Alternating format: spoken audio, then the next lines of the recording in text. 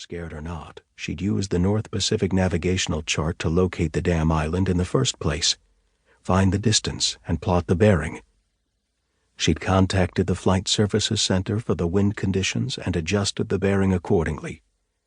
She checked everything 3 times. The plane was fully fueled, newly maintained, and ready to go. The destination was well within the Grumman's range, especially if she flew high and kept at 55% power, which was her plan. Fortunately, the whiskey compass was as reliable as it could be, having been adjusted on the compass rose only 4 days earlier. And as they taxied slowly down the runway of the deserted Waimea airport, she'd carefully set the gyro compass to it and rechecked it against the correction card. And, daytime flyer or not, she was a damn good pilot. She had a feel for flying. She could do this.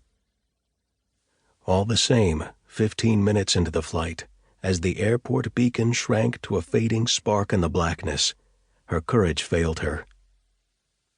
"This is impossible. I can't do this," she said abruptly. "We have to go back." She was already easing down the left rudder and beginning to turn the yoke to circle back toward the big island. "We're not going back," Torkelsson said curtly. "You know I can't." "To Honolulu, then. You'll be safe there, and you can take a plane anywhere. We can lock in—" "Claudia." With his uninjured hand, he reached across to stay her arm. "They'll be looking for me there, too. If we land in Honolulu, it'll be the end of me." Pleading didn't come naturally to him, and he seemed to realize it. His clutch tightened, grinding her wrist bones together, an old man's claw. "And I'll see to it that it's the end of you two. I promise you that. I'll tell them everything." But threats weren't his style either, and with a grunt of embarrassment he let go of her arm. "It's not something I want to do," he said.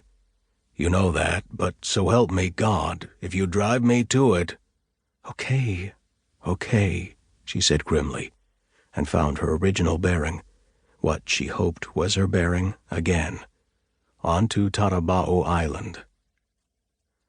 Just as the Torkelssons had given her back her life, they could take it away again. It had been Magnus Torkelsson who had first seen something in her 4 years before, when she was a neurotic, dope-addled 21-year-old on the fast track to self-destruction. What she was doing in Hawaii, exactly how or why she had come there from East Texas, she didn't know, literally could not remember.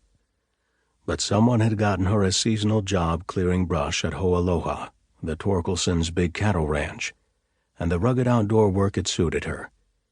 She was a big, strong girl who knew a little about ranching, a willing worker with a mechanical bent, and inside of a year she was on their year-round windmill and pump maintenance team. Then, when their regular pilot started talking about moving on and she had expressed some interest in flying, they had sent her to flight training school in Hilo. For a while she had shared piloting duties with one of the Torkelsson nephews, but when he got tired of it, she had taken the job over completely, flying somewhere, usually just to another part of the island, 3 or 4 times a week. She'd enjoyed it, too. They were good people, people of the land.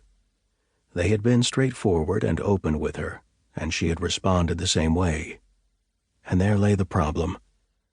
Torkelsson knew all about the sad mess of her teens, the dope, the psychiatric hospitalizations, the expunged record of juvenile crimes, even the 2 outstanding warrants. All he had to do was go to the FAA and goodbye to her commercial pilot's license. Her flying days would be over, the law would come down on her, and more than likely she'd wind up back in East Texas, maybe in jail, or worse yet, living with her parents. Trying to find Tarabao Island in the dark was better than that. As frightened as she was, Claudia's instincts told her that they were staying pretty much on course. The gyro compass was reassuringly steady and undeviating. Checking it every few minutes against the whiskey compass, there was never a need to adjust it. And the night was crystalline. She'd be able to spot the air.